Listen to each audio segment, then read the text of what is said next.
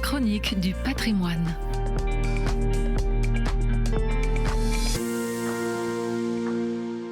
Le portail central de la cathédrale d'Angers est désormais protégé par une galerie due à l'architecte japonais Kengo Kuma.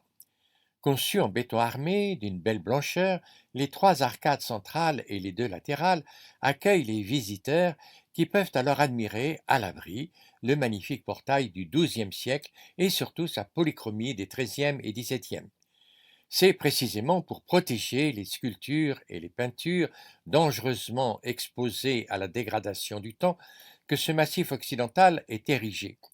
Si on peut admirer l'élégance architecturale de la nouvelle construction et son intégration dans l'ensemble de la façade par la répétition des lignes médiévales et le jeu des voussures faisant office de diaphragme, on peut néanmoins se poser la question de sa pertinence esthétique.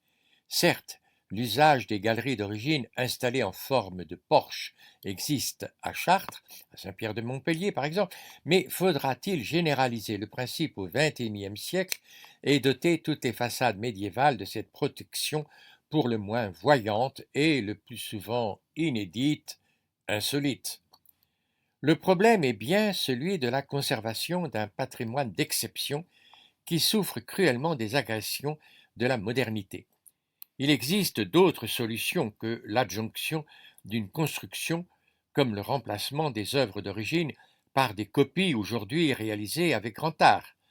On conserve alors les originaux dans de bonnes conditions muséales, comme au musée d'art catalan de Barcelone. En France, on a curieusement placé les copies au musée des monuments français et laissé les œuvres médiévales in situ, au péril d'une usure accélérée.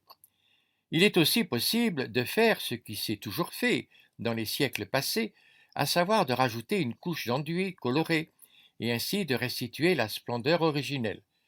La nouvelle couche présentant l'avantage de protéger radicalement et totalement les couches anciennes sans avoir à choisir l'enduit à mettre à jour. Mais le goût contemporain pour les marques d'authenticité est tel que les copies ou les restitutions sont mal reçues.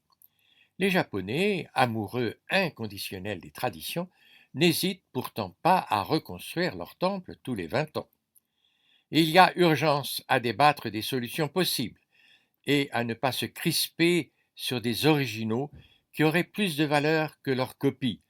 Après tout, ne sommes-nous pas comblés par les copies romaines des sculptures grecques perdues?